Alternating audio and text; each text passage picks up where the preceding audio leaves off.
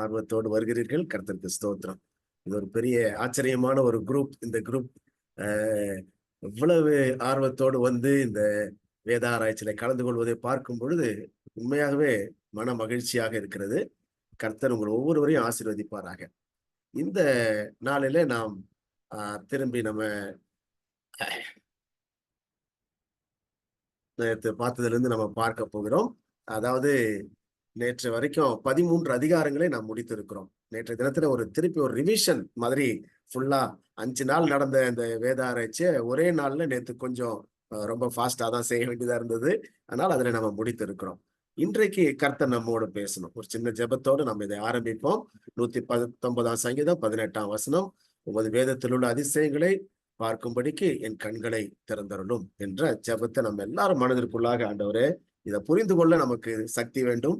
ஆண்டவர் தான் அந்த ஞானத்தை தரணும், ஞாபக சக்தி தரணும், புத்தி கூர்மையை தரணும், நமக்கு சுகத்தை தரணும். உட்கார்ந்து கேட்கறதுக்கு ஆண்டவர் அதற்கெல்லாம் கிருபை செய்வாராக. கர்த்தருக்கு ஸ்தோத்திரம். நாம் இதுவரையும் பார்த்ததே ஏற்கனவே நான் சொன்னதெல்லாம் இருக்கிறது. கருப்பொருள், கிங்டம் காஸ்பல் என்பது கருப்பொருளாக நம்ம எடுத்திருக்கிறோம்.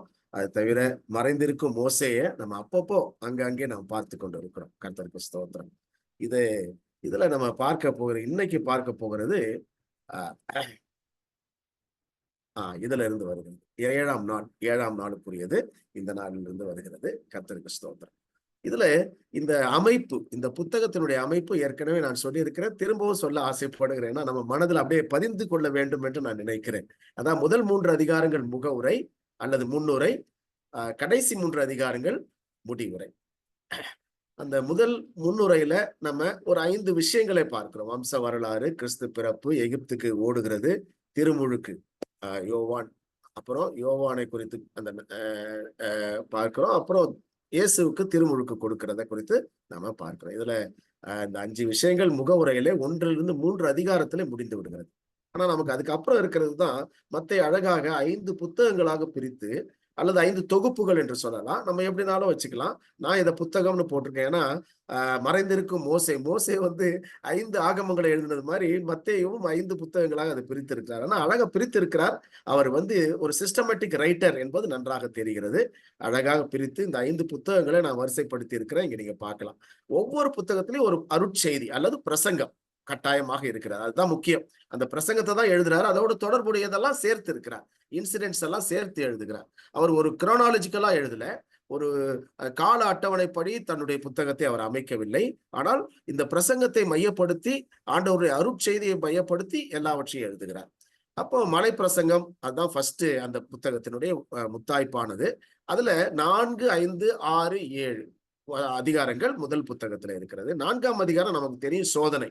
இயேசு கிறிஸ்துவை சாத்தான் சோதிக்கிறது. இதேதான் லூக்காவிலும் 4ஆம் அதிகாரம் இயேசு கிறிஸ்துடைய சோதனை வரும். 4 நம்ம ஞாபகம் வச்சுக்கலாம். 4ஆம் அதிகாரம் 5, 6, 7 இந்த 3 அதிகாரங்கள்ல மலை பிரசங்கம் வருகிறது. 3 அதிகாரங்கள் முதல்ல ஆரம்பிச்ச உடனே முதல் புத்தகத்திலே 3 அதிகாரங்கள் மலை பிரசங்கத்தை அவர் அலாட் பண்ணுகிறார், அதற்கு அசைன் பண்றார். அப்புறம் 2வது புத்தகம் நம்ம பார்த்தோம்னா அது 8, 9, 10 ஆகிய 3 அதிகாரங்கள்ல வருகிறது. நான் ரெட்ல போட்டிருக்கிறேன். அந்த 10 என்று ரெட்ல போட்டிருக்கேன் இல்லையா, அது எதுக்குன்னா 10வது அதிகாரத்துலதான் பிரசங்கம். அது என்ன பிரசங்கம்? அப்போஸ்தல பிரசங்கம். அப்போஸ்தலர்களை அனுப்புவிக்கிற அந்த பிரசங்கம் 10வது அதிகாரம். 8, 9 நான் நேற்று கூட சொன்னேன். 8, 9, 10 ஞாபகம் வச்சுக்கோங்க. 10 அற்புதங்கள். இயேசு கிறிஸ்துடைய ஊழியம் முதல்ல பிரசங்கம் பண்றாரு, மலை பிரசங்கம். அது ஆவிக்குரிய ஒரு ஊழியம். அடுத்தது சரீர ஊழியத்தை செய்கிறார், சுகத்தை தருகிறார், அப்படி நிறைய அற்புதங்களை செய்கிறார். அது 8, 9 நம்ம பார்க்கிறோம். அடுத்தது பாத்தீங்கன்னா 3வது புத்தகம். 3வது புத்தகத்துக்கு வந்தோம்னா அது 11, 12, 13 ஆகிய 3 அதிகாரங்களை கொண்டது. 13ஆம் அதிகாரத்துலதான் அது சிகப்புல கொடுத்திருக்கிறேன். அதுலதான் என்ன இருக்குன்னா ஓமை பிரசங்கம். ஓமைகளை பிரசங்கமாக அந்த 3வது புத்தகத்துல நாம் கடைசியாக பார்த்தது அதுதான். ஓமைகள் 7 ஓமைகள் ஆரம்பிக்கிறது. விதைக்கிறதுல இருந்து நமக்கு விதைக்கிற ஊழியம், அந்த ஓமை நன்றாக தெரியும்.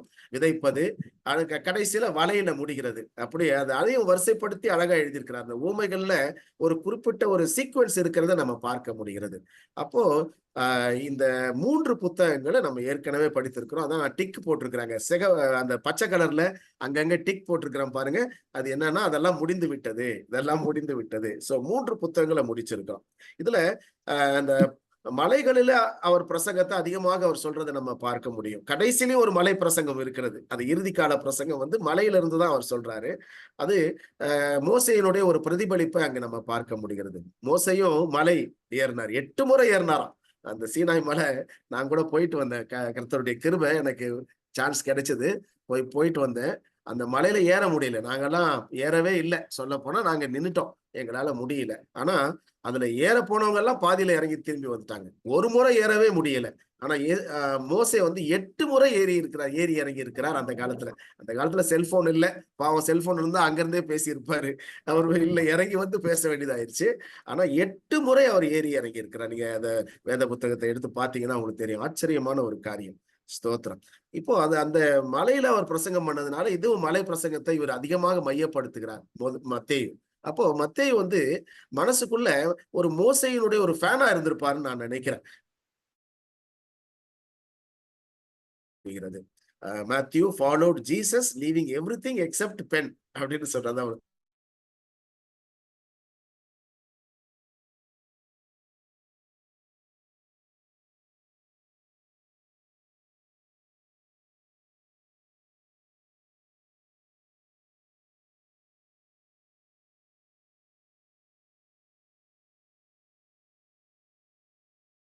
அதிகமாக வாசிக்கப்படுகிற புத்தகம் அப்படின்னா ரிசர்ச் பண்ணி சொல்ற காரியம் என்னன்னா, ஒண்ணு சங்கீதம். சங்கீதம் எல்லாரும் எப்படியாவது டச் பண்ணிடுவோம் சங்கீதத்தை.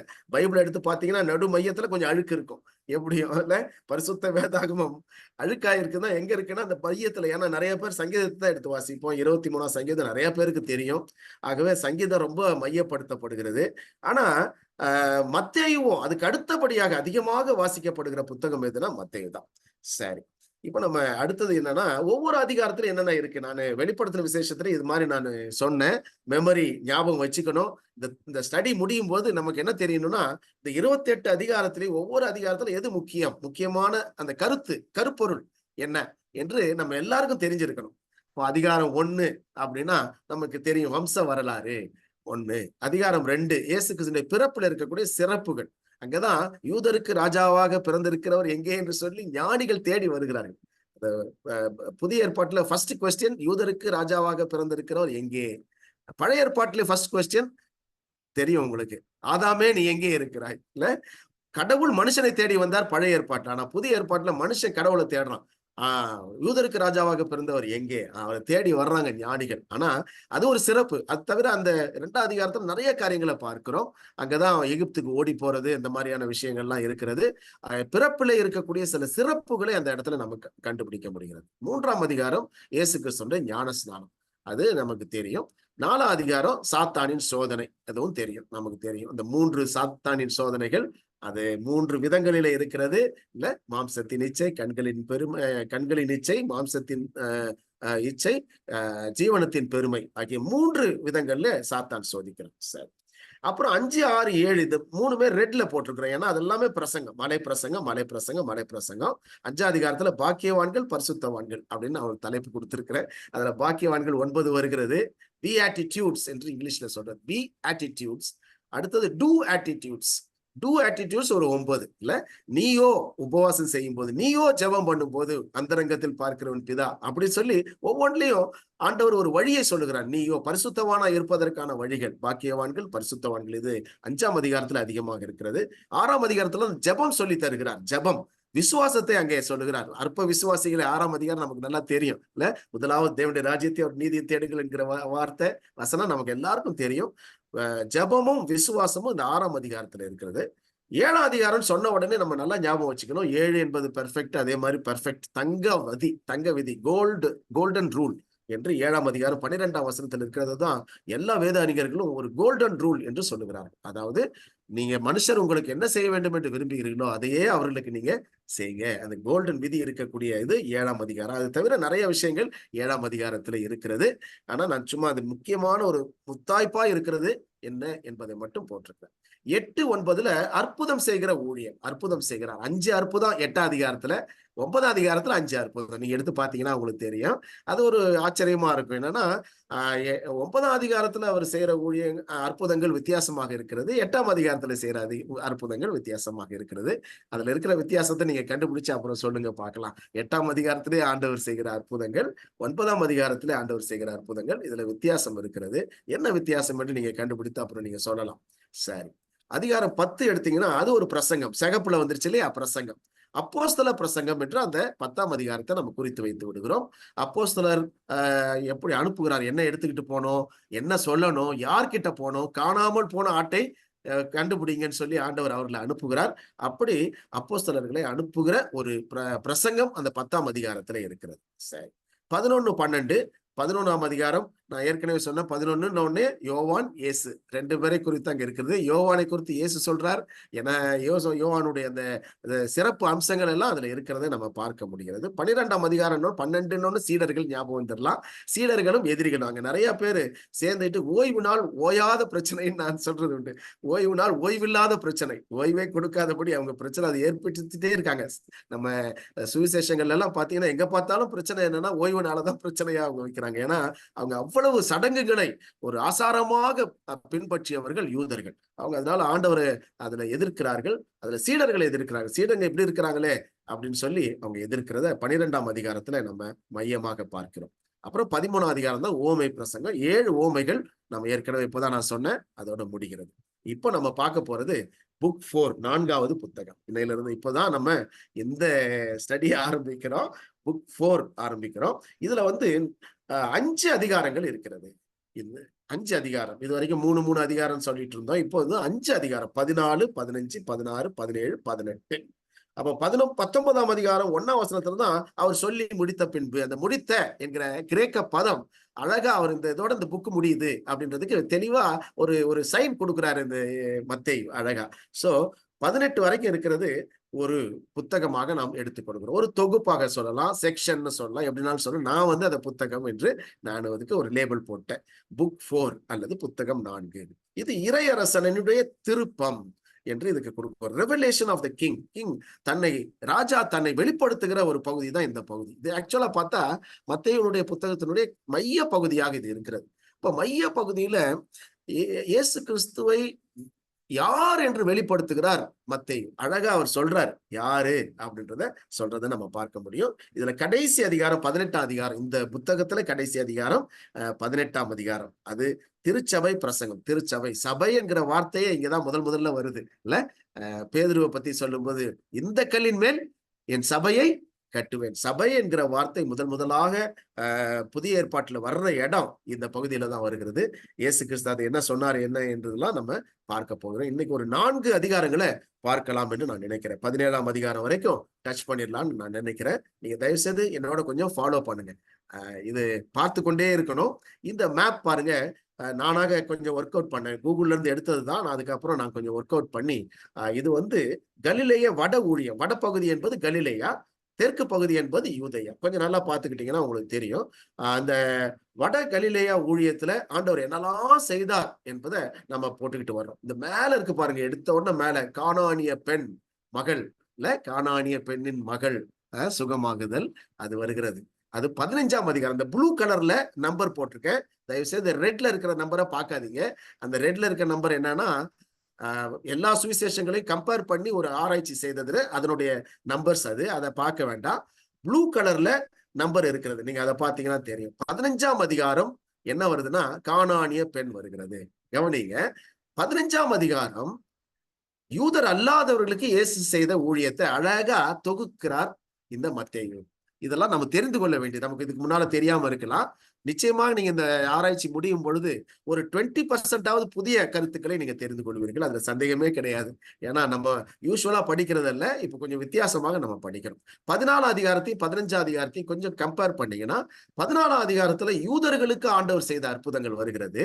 15ஆம் அதிகாரத்துல யூதர் அல்லாதவர்கள் புறஜாதி என்று சொல்லுகிறார்கள்.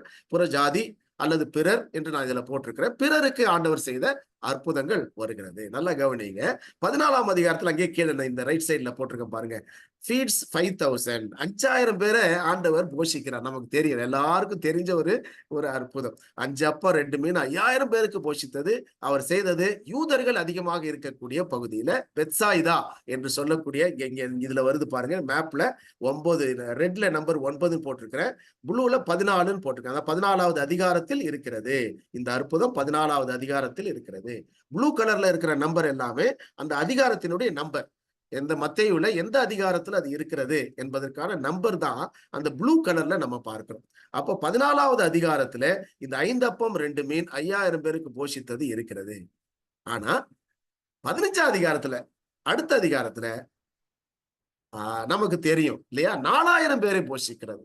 7 அப்பம் சிறு மீன்கள், சில சிறு மீன்களை வைத்து 7000 பேரை ஆண்டவர் போஷிக்கிறார். அது 15ஆம் அதிகாரத்துல இங்க கீழே நான் போட்டிருக்கிறேன் சிகப்புல 15ஆம் அதிகாரம் 32ல இருந்து 39 வசனம் வரைக்கும் அந்த அற்புதம் இருக்கிறது. அது நான் ஜூவிஷ், யூதர் அல்லாதவர்கள் மத்தியில ஆண்டவர் செய்த ஒன்று. ஹல்லேலூயா, கர்த்தருக்கு ஸ்தோத்திரம். அதான் நல்லா தெரிஞ்சுக்கோங்க, இந்த பகுதி திருச்சபைக்கான பகுதி. 18ஆம் அதிகாரம் திருச்சபைல நான் சொன்ன ஏற்கனவே திருச்சபை பிரசங்கம் வருகிறது 18ஆம் அதிகாரம். அதை மையப்படுத்தி அழகா மத்தேயு என்ன பண்றாரு, யூதருக்கும் இயேசு கிறிஸ்து தெய்வம், யூதர் அல்லாதவருக்கும் இயேசு கிறிஸ்து தெய்வம். ஹல்லேலூயா. எந்த ஒரு இனம் பாகுபாடு அல்லாமல் இயேசு கிறிஸ்து தெய்வம். கிரேக்கர் என்றும் இல்லை, யூதர் என்றும் இல்லை, கிரேக்கன் என்றும் இல்லை, ஆண் என்றும் இல்லை, பெண் என்றும் இல்லை, அடிமை என்றும் இல்லை, சுயாதீனன் என்றும் இல்லை என்றெல்லாம் வேதத்துல வருதுல்ல, அதுதான் உண்மை. இயேசு கிறிஸ்து எல்லாருக்கும் தெய்வம் என்பதை இங்க மத்தேயு அழகா அதற்காகவே இப்படி ரெண்டையும் சேர்த்திருக்கிறார். சொல்ல போனா அது ரெண்டும் தூரம் தூரம் இருக்கு, எங்கெங்கேயோ இருக்குது. ஆனா அதையெல்லாம் சேர்த்து அவர் தொகுத்து எழுதி இருக்கிறார். ஏன்னா அவர் நமக்கு வலியுறுத்துகிறார், இயேசு கிறிஸ்து அவர் யூதருக்கு மட்டுமல்ல பிற இனத்தவர்களுக்கும் அவர் தெய்வம், அவரால் அற்புதம் செய்ய முடியும். ஹல்லேலூயா. அவர் யாரையும் புறம் தள்ளுகிறவர் அல்ல. ஹல்லேலூயா. கேட்டுக்கொண்டிருக்கிற யாராவது நம்ம உதாசீனப்படுத்தப்பட்டு இருப்போமானால் கர்த்தர் இன்றைக்கு சொல்லுகிற உங்களையும் ஆண்டவர் தெரிந்து கொண்டிருக்கிறார். கர்த்தருக்கு ஸ்தோத்திரம். அல்ல, அற்புதமான ஆண்டவர். இந்த அற்புதம் நம்ம எல்லாருக்கும் தெரியும். 5000 பேரை போஷித்தார். 5000 புருஷர், சொல்ல போனா 20,000 பேர் கூட இருந்திருக்கலாம், நமக்கு தெரியல. பிள்ளைகள் சேர்த்தீங்கன்னா, பெண்களை சேர்த்தீங்கன்னா கட்டாயம் 10,000 பேராவது இருந்திருப்பாங்க. புருஷரை மட்டும்தான் அவங்க கவுண்ட் பண்ணுவாங்க. அன்னைக்கு இருந்த சமுதாயம் ஆணாதிக்க சமுதாயம், ஆண்களை மட்டும் கவுண்ட் பண்ணாங்க. அப்படி வந்ததுதான் அந்த நம்பர். 4000 புருஷர் அடுத்ததுல அடுத்த 15ஆம் அதிகாரத்துல வர்றதுல பாத்தீங்கன்னா 4000 புருஷர் இருந்தார்கள் என்று சொல்லப்படுகிறது. எனக்கு அருமையான சகோதர சகோதரிகளை, இந்த அற்புதங்கள் ரெண்டையும் நீங்க கம்பேர் பண்ணலாம், அதை உட்கார்ந்து அப்புறம் பண்ணலாம். ஆனா இது ரெண்டுலயும் முக்கியமான கம்பேரிசன் என்ன, ஒண்ணு யூதர்களுக்கு செய்தார் பெத்சாயிதாவுல, இன்னொன்னு நீங்க பாத்தீங்கன்னா தெக்கப்போலி என்று சொல்லக்கூடிய, இங்க கீழே போட்டிருக்கு இந்த மேப்ல பாத்தீங்கன்னா இங்க போட்டிருக்கு பாருங்க, தெக்கப்போலி என்று சொல்லக்கூடிய ஒரு இடத்துல இந்த அற்புதத்தை செய்தார். 7 அப்பம் சில மீன்களை கொண்டு 4000 பேரை போஷிக்கிறது தெக்கப்போலி. தெக்கா அப்படின்னா 10ன்னு அர்த்தம். 10 பட்டணங்கள் சேர்ந்த யூதர் அல்லாத ஒரு பகுதி. யூதர் இருக்கக்கூடிய பகுதி அல்ல இது, யூதர் அல்லாதவர்கள் இருக்கக்கூடிய பகுதி. சொல்ல போனா நம்ம லேகியோன் பிசாசு பிடித்தவன் என்று சொல்லி நம்ம அற்புதம் ஒண்ணு நமக்கு தெரியும் இல்லையா, இல்ல அவனை சுகமாக்கின உடனே அவன் சொன்னா, உங்க கூட நான் வர்றேன் ஆண்டவரேன்னா. ஆண்டவர் சொன்னார், இல்லப்பா நீ உங்க இடத்துக்கு போப்பா, போய் சொல்லுப்பான்னு சொன்னார். அப்போ அவன் தான் இங்க இருக்கிறான்னு சொல்றாங்க சரித்திர ஆசிரியர்கள். என்ன சொல்றாங்கன்னா, தெக்கப்போலி சார்ந்தவன் தான் அந்த அந்த பிசாசு பிடித்த மனிதன், லேகியோன் என்று சொல்லக்கூடிய. அவன் பேர் லேகியோன் அல்ல, ஆனால் நம்ம அப்படி சொல்லி பழகிட்டோம், லேகியோன் அல்ல. ஆனால் அந்த மனிதன் தான் பின்னாலே ஒரு பேராயராகவே இந்த தெக்கப்போலி பட்டணத்துக்கு மாறினார் என்று சரித்திரம் சொல்லுகிறது. இது நம்ம கட்டாயம் இது உண்மைன்னு நான் சொல்ல முடியாது, சரித்திர ஆசிரியர்கள் சொல்லக்கூடியது நான் உங்களுக்கு அப்படியே பகிர்ந்து கொள்கிறேன். அதாவது இந்த இடத்துல அந்த மனிதன் இருந்திருக்கிறான். சொல்ல போனா சரித்திர ஆசிரியர்கள் என்ன சொல்றாங்கன்னா, அவன் தான் இந்த 4000 மக்களை கூட்டி சேர்த்திருப்பானோ, சுவிசேஷ கூட்டம் நடத்துறதுக்கு இந்த 4000 பேரை கூட்டி சேர்த்தவனும் அவனதான் இருப்பானோ என்று சொல்லுகிறாங்க. 4000 புருஷன், சொல்ல போனா அது நிறைய பேர் இருக்கும், 15,000 பேர் கூட இருக்கலாம், தெரியல எவ்வளவு பேர். 4000 ஆண்கள், அதாவது வயது வந்த பெரிய ஆண்கள் 4000 பேர் இருந்திருக்கிறார்கள். அந்த 4000 பேர் இருந்த அந்த இடத்துல முக்கியமான நபராக, கன்வீனராக, ஒருவேளை அந்த கூட்டத்துக்கே கன்வீனராக யார் இருந்திருப்பானா, அந்த லேகியோன். அங்க பாருங்க, இந்த முன்னால வருது இந்த மேப்ல பாத்தீங்கன்னா, அதுக்கு இந்த 7 அப்பம் மீன்கள் ரெட்ல பாத்தீங்கன்னா 14வது நம்பர், அதுக்கு மேல பாத்தீங்கன்னா 10ஆம் நம்பர்ல கல்லறையில் வாழ்ந்த லேகியோன் என்று வருகிறது இல்லையா. அவன் சுகமானது அதுக்கு மேலதான். அவன் தான் அந்த கதரா என்று சொல்லக்கூடிய பட்டணத்தை சார்ந்தவன். கதரா அது அந்த பக்கத்துலதான் தெக்கப்போலி இருக்கிறது.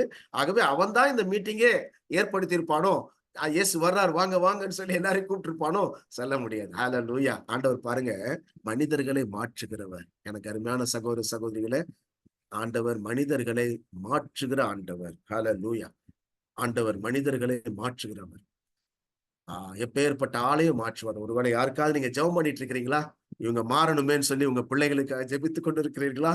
அல்லது உங்களுடைய கணவனுக்காக, மனைவிக்காக ஜெபித்துக் கொண்டிருக்கிறீர்களா? கர்த்தர் நிச்சயம் மாற்றுவார். ஜெபம் பண்ணுங்க, விடாதீங்க. மாற்றுகிற ஆண்டவர். காரியம் மாறுதலாயிற்று என்று எஸ்தர் புத்தகத்திலே வாசிக்கிற காரியத்தை மாற்றுவார், ஆட்களையும் மாற்றுவார். அவரால் மாற்ற முடியாது ஒன்றுமே கிடையாது. ஹல்லேலூயா.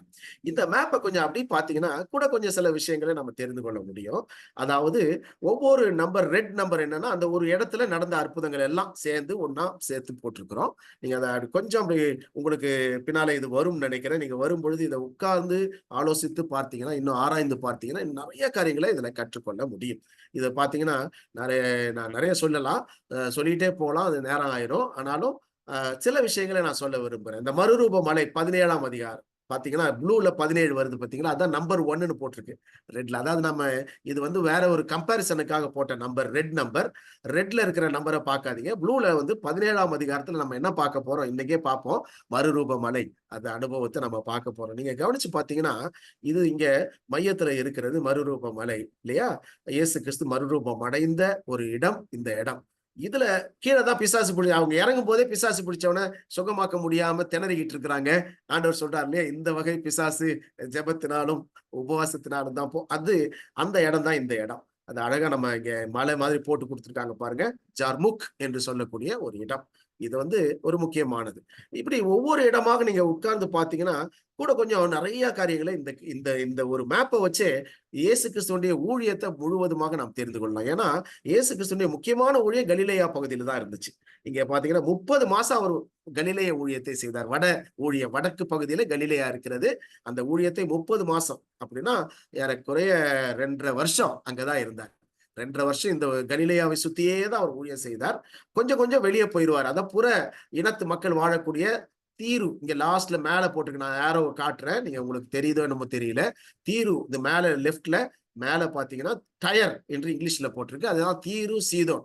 அங்கதான் அந்த கானானிய ஸ்திரீ சுகமாகிறது. தீரு சீதோனுக்கு வந்து அவர் ரெஸ்ட் எடுக்க வந்தாரு. அது நடந்த அற்புதம் அங்க நடந்தது. சோ அங்கேயும் போறார். இயேசு கிறிஸ்து இந்த எல்லா இடத்துலயும் அவர் நடமாடி இருக்கிறார். நன்மை செய்கிறவராக அவர் சுற்றி திரிந்தார். ஹல்லேலூயா. அவர் செய்த அற்புதங்கள் ஒவ்வொன்றையும் அங்க நம்ம போட்டிருக்கிறோம். நம்ம தமிழ்லயே போட்டிருக்கிறேன். அது இங்கிலீஷ்ல இருந்தது, அதெல்லாம் நான் மாத்தி உங்களுக்காக நான் கொஞ்சம் தமிழும் தெரியணும் என்று சொல்லி நான் தமிழ்ல இதை போட்டிருக்கிறேன். ஆண்டவர் செய்த அற்புதங்கள், அதிசயங்கள் எந்தெந்த இடத்துல செய்தார் என்று அழகாக இதுல போட்டிருக்கு. நம்ம பின்னாலே ஒருவேளை டைம் கிடைச்சா இதை திரும்பவும் நம்ம பார்ப்போம். சரி, இப்ப 14ஆம் அதிகாரத்துல முதல் 12 வசனங்கள்ல என்ன இருக்கு அப்படின்னு பார்த்தோம்னா, நான் ஏற்கனவே இந்த அற்புதத்தை சொல்லிட்டேன். முதல் 12 வசனங்கள்ல அற்புதம் இல்லை. முதல் 12 வசனங்கள்ல யோவானின் மரணமும் இயேசுவின் பிரதிபலிப்பும் இருக்கிறது. முதல் 12 வசனங்களை அப்படியே எடுத்து வச்சுக்கோங்க.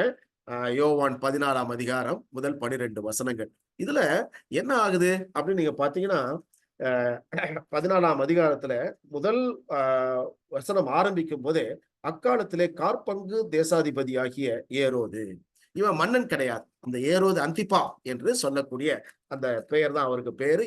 ஏரோது அந்திப்பா. அவர் தான் இங்க நம்ம குறிப்பிடப்படுகிறார். அவன் என்ன செய்யறான், அவன் ஒரு பயத்திலே இருக்கிறான். நீங்க பாத்தீங்கன்னா உங்களுக்கு தெரியும், அவன் 2ஆம் வசனத்துல தன் ஊழியக்காரரை நோக்கி, இவன் யோவான் ஸ்நானன், இவன் மரித்தோரிலிருந்து எழுந்தான். யார? இயேசுவை சொல்றான். யோவான் ஸ்நானகன் இவன் மரித்தோரில் எழுந்தான், என்னிடத்தில் பலத்த செய்கைகள் விளங்குகிறது என்றான். இவனிடத்தில் பலத்த செய்கைகள் விளங்குகிறது என்றான். யாரு சொல்றது இத? ஏரோது அந்திப்பா சொல்றது. என்ன சொல்றாங்க தெரியுமா வேத அறிஞர்கள்? இயேசு கிறிஸ்துவும் யோவானும் ஒரே மாதிரி இருப்பாங்களா? ஏன்னா அவங்க கசின்ஸ். நல்லா கவனிங்க, 2 பேரும் கசின்ஸ். அதனால அவங்க ஒருவேளை ஒரே மாதிரி இருப்பாங்க. இந்த ஏரோதுக்கு ஏற்கனவே பயம் பிடித்திருந்தது. என்ன பயம்? இது வந்து பின்னால எழுதப்பட்டது இல்லையா? அதனால அவன் பயந்து இருக்கிறான். என்னன்னா, யோவான் அவன் சிரச்சேதம் பண்ண பிறகு வேத அறிஞர்கள், சரித்திர ஆசிரியர்கள் சொல்றாங்க, அவன் ஒரே பயம் கிளி பிடித்து விட்டது. என்னன்னா, அந்த தலை யோவானுடைய தலை மட்டும் அவன் சொப்பனத்துல அடிக்கடி வருமா, வந்து பேசுமா. யோவான் வந்து விடாம பேசி இருக்கிறார். என்ன பேசி இருக்கிறாரு? அவன் செய்தது தவறு என்பதை அவனுக்கு சுட்டி காட்டி இருக்கிறார். அதுதான் இங்க நம்ம நல்லா பார்க்கிறோம். நீங்க அதுல கவனிச்சு பாத்தீங்கன்னா 4ஆம் வசனத்துல, ஏனெனில் நீர் அவளை வைத்துக் கொள்வது நியாயமல்லவென்று யோவான் அவனுக்கு சொல்லி இருந்தான் என்று இங்க வருது. ஆனா ஆக்சுவலா கிரீக்ல சொல்லிக்கொண்டே இருந்தான். யோவான் வந்து சொல்லிக்கிட்டே இருந்திருக்கிறாரு. யாருக்கிட்ட? இந்த ஏரோது அந்திப்பா கிட்ட நீ செய்தது தவறு. அவன் என்ன செய்தான்? நமக்கு எல்லாருக்கும் தெரிந்திருக்கும் என்று நான் நினைக்கிறேன். பிலிப்பு என்ற சகோதரனுடைய மனைவியை தனக்கு சொந்தமாக்கி கொண்டான். தன்னுடைய மனைவியை டைவர்ஸ் பண்ணிட்டான். இதுதான் அவன் செய்தது. தன்னுடைய சொந்த மனைவியை டிவோர்ஸ் பண்ணிட்டு அவன் வந்து பிலிப்பினுடைய மனைவியை தனக்காக எடுத்துக்கொண்டான். இது அவன் செய்த தவறை யோவான் சுட்டி காட்டி கொண்டே இருந்ததுனால என்ன நடக்கிறது என்று உங்களுக்கு தெரியும். அந்த அவன் பிலிப்பினுடைய மனைவிக்கு தான் பேர் ஏரோதியாள். அந்த மனைவியை இவன் தன்னுடைய மனைவி ஆக்கினதுனால அந்த மனைவிக்கு இந்த யோவான் மேல எப்பவுமே ஒரு வஞ்சம் இருந்து கொண்டது. ஏன்னா இவன் தான் வந்து சொல்லிக்கிட்டே இருக்கிறான், நீ செய்தது தவறு தவறு என்று சொல்கிறாய். அப்போ அதனால கண்டிப்பா அவன் சொல்றான், இயேசுவும் யோவானும் ஒன்றுதான் சொல்றான். ஃபர்ஸ்ட் ஒய்ஃபுக்கு பேர் இங்க நான் போட்டிருக்கிறேன் ரெட்ல, நீங்க கொஞ்சம் அப்படியே ஃபாலோ பண்ணுங்க. இந்த ரெட் கலர்ல இருக்கிறதுல first wife daughter of king of Petra, முதல் ஒய்ஃப். அத அவன் டிவோர்ஸ் பண்ணிட்டு அவன் வந்து அடுத்ததாக ஏரோதியாளை திருமணம் செய்கிறான். ஏரோதியாள் என்பவள் பிலிப்பினுடைய மனைவி. அப்போ நீங்க பாருங்க, இந்த ஒரு டான்ஸ் ஆட வைத்து அவளை வைத்து அந்த நடன பரிசாக எதை பெற்றுக் கொள்கிறாள் என்றால் யோவானுடைய தலை. இதெல்லாம் நமக்கு நல்லா தெரியும் இல்ல? அது ஒரு ஆபாச நடனம் என்று சொல்லுகிற கிரீக்ல அதனுடைய பேரு வெறும் நடனம் அல்ல, அது ஒரு ஆபாச நடனம். அதுல அவனை மயக்கி, அந்த ராஜாவை மயக்கி, அப்போ அந்த தலையை மட்டும் பெற்றுக் கொள்கிறது. அப்படிதான் அந்த யோவான் மறிக்கிறத இந்த 1-12 வசனம் வரைக்கும் இருக்கிற பகுதியிலே நம்ம பார்க்கிறோம். அப்போ இயேசு என்ன செஞ்சாருன்னு 13ஆம் வசனத்துல பார்க்கிறோம். இயேசு அதை கேட்டு அவ்விடம் விட்டு படவில் ஏறி வனாந்திரமான ஒரு இடத்துக்கு தனியே போனார். ஹல்லேலூயா. 14ஆம் அதிகாரம் 13ஆம் வசனத்தை நான் வாசித்தேன். இயேசு கிறிஸ்து உடனடியாக என்ன பண்றாருன்னா, அவர் பயந்து போகல, அவர் தனியா போறார். ஏன்னா அடுத்து என்ன செய்ய வேண்டும்? ஆண்டவர்கிட்ட பிதாவிடத்துல கேட்க. நீங்க பாருங்க, குறைஞ்சபட்சம் 13 முறை இயேசு கிறிஸ்து தனியாக ஜெபிக்க போகிறார். ஹல்லேலூயா. எனக்கு அருமையான சகோதர சகோதரிகளே, உங்களுக்கெல்லாம் ஒரு சவால், எனக்கெல்லாம் ஒரு சவால். என்னன்னா, எவ்வளவு தனிமையில நம்ம ஜெபம் பண்றோம்? தனியா நம்ம எவ்வளவு ஜெபம் பண்றோம்? இது ரொம்ப முக்கியம் இல்ல? எவ்வளவு நேரம் ஆண்டவரோடு ஜெபிக்கிறோம், உறவாடுகிறோம், நெருங்குகிறோம், ரொம்ப அவசியம் பாருங்க. இயேசு கிறிஸ்து இந்த ஒரு துக்க செய்தியை கேட்ட உடனே அவருடைய சகோதரன், சொல்ல போனா அவருடைய கசின் மரித்த உடனே அவர் தனியா போறார். போய் பிதாவின் இடத்துல கேட்கிறார், அடுத்து என்ன செய்ய வேண்டும்? அதுக்கப்புறம் தான் அவரை தெய்வமாக காட்டுகிற இந்த நிகழ்ச்சிகள்லாம் பின்னால வருகிறதை நம்ம பார்க்கிறோம். இதுதான் 14ஆம் அதிகாரத்தின் முதல் பகுதி. அந்த அடுத்த பகுதி நம்ம ஏற்கனவே நான் சொல்லிட்டேன், அந்த அற்புதம் 5 அப்பம் 2 மீன் 5000 பேருக்கு போஷிக்கிறது. அதுக்கு அடுத்தது பாருங்க, 14ஆம் அதிகாரம் 22 இருந்து 33 வரைக்கும் கடல் மீது பேதுரு நடக்கிறது. ஹல்லேலூயா. இது பாருங்க, ரொம்ப ஆச்சரியம். அந்த பக்கத்திலேயே கடைசியில, அந்த வேதத்துல கடைசி 14ஆம் அதிகாரம் இருக்கிற அந்த பக்கத்துல கடைசியில வருது, அவன் ஜலத்தின் மேல் நடந்தான். ஹல்லேலூயா. பேதுரு ஜலத்தின் மேலே நடக்கிறான். அற்புதமான ஒரு காரியம் நடக்கும். ஒரு மனிதன், ஆண்டவர் நடந்து வந்தார், அது உண்மைதான். ஆனா பேதுரு நடக்கிறான். ஹல்லேலூயா. கர்த்தருக்கு ஸ்தோத்திரம். மனிதர்களால் செய்ய முடியும் இல்ல? விசுவாசிகள் விசுவாசிக்கும் பொழுது நடக்காத காரியங்கள் நடக்கலாம், நடக்கும்.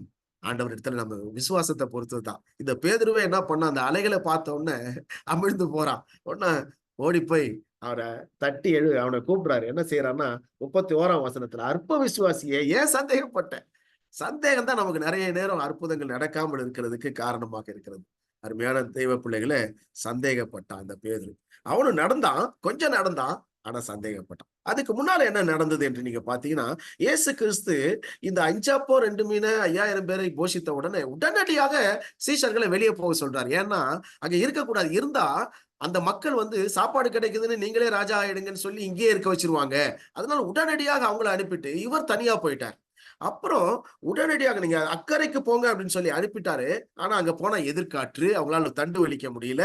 4ஆம் ஜாமத்துல இயேசு கிறிஸ்து வருகிறார். ஹல்லேலூயா. இதெல்லாம் நமக்கு தெரிஞ்ச நிகழ்ச்சிகள் தான். அதனால கொஞ்சம் வேகமாக சொல்லுகிறேன். 4ஆம் ஜாமம் என்பது 12 மணிலிருந்து 3 மணி வரைக்கும் இருக்கும்னு நினைக்கிறேன். அந்த 4ஆம் ஜாமத்துல இயேசு கிறிஸ்து இந்த மக்களுக்கு தென்படுகிறார். உடனே பயப்படுறாங்க. அப்போ ஆண்டவர் சொல்ல, நான் தான். கொஞ்சம் கவனிங்க, நான் தான் என்கிற இந்த வார்த்தை, ஐ ஆம் என்று இயேசு கிறிஸ்து சொல்ற இடத்தெல்லாம் நீங்க கொஞ்சம் அப்படி அண்டர்லைன் பண்ணி கண்டுபிடிச்சு பாருங்களேன். எல்லா இடத்துலயும் ஒண்ணு பயப்படாதீங்க அப்படின்னு சொல்வாரு, இன்னொரு இடத்துல பயந்து விழுவார்கள் இல்ல. சோல்ஜர்ஸ் யோவான் சுவிசேஷம் 18ஆம் அதிகாரம் நினைக்கிறேன். அங்க அவரை பிடிப்பதற்கு எல்லா போர்ச்சேவகர்களும் வந்து நிக்கிறாங்க. இயேசு கிறிஸ்து சொல்ற நான் தான் சொல்றார். அந்த நான் தான் என்று சொன்ன உடனே எல்லாம் அப்படி கீழே விழுறாங்க. நான் தான் என்கிற வார்த்தை அவ்வளவு ஐ ஆம் என்கிற வார்த்தை அது யாவே என்ற வார்த்தையினுடைய ஒரு சமமானது. ஹல்லேலூயா. அதனாலதான் இயேசு கிறிஸ்து இங்கேயும் சொல்றார் நான் தான். அவங்க தைரியமா இருக்கிறாங்க. அப்பதான் உடனே ஜலத்தின் மேல அவன் நடக்கிறான். இதெல்லாம் முடியும் பொழுது பாத்தீங்கன்னா சீஷர்கள் எல்லாரும் அப்படியே அவரை பணிந்தார்கள் என்று முதல் முறையாக வேதத்திலே இதுதான் வருகிறது. இயேசு கிறிஸ்துவை வர்ஷிப் பண்ணாங்க. இங்கிலீஷ்ல தே வர்ஷிப்ட். இங்க கவனிச்சு பாத்தீங்கன்னா தெரியும். இங்க நமக்கு எப்படி வருதுன்னா அவர்கள் பணிந்தார்கள் என்று வருகிறது. ஆனா அங்க வந்து அவர்கள் வர்ஷிப்னு இங்கிலீஷ்ல வர்றத நம்ம பார்க்க முடிகிறது. 33 வசனம். எத்தனாவது வசனம்? 33. தேங்க்யூ. 33ஆம் வசனத்துல பாருங்க. 33ஆம் வசனம். அப்பொழுது படவில் உள்ளவர்கள் வந்து மெய்யாகவே நீ தேவனுடைய குமாரன் என்று சொல்லி அவரை பணிந்து கொண்டார்கள். இப்பதான் கொஞ்சம் கொஞ்சமா வர்ஷிப்புக்கு வருது. நல்லா கவனிங்க. மத்தேயு கொஞ்சம் கொஞ்சமா டெவலப் பண்றாரு. இயேசு கிறிஸ்து ராஜான்னு சொன்னவர் இப்ப மெதுவா அவரை தெய்வம் என்று சொல்லுவதற்கு அப்படியே தயாராகி கொண்டே வருகிறார். அதை நம்ம அப்படியே பார்த்துக்கிட்டே வரணும். அதுக்கப்புறம் கெனசரேத்து அற்புதங்கள். அதுல என்னன்னா ரொம்ப ஆச்சரியம். வஸ்திரத்தின் ஓரத்தியாகிலும் 36ஆம் வசனத்துல வருது. அவருடைய வஸ்திரத்தின் ஓரத்தியாகிலும் அவர்கள் தொடும்படி உத்தரவாக வேண்டும் என்று அவரை வேண்டிக் கொண்டார்கள். தொடணும்னு சொல்லி ஓடி வர்றாங்க பாருங்க. அவ்வளவு ஆண்டவருடைய பவர் இருந்தது.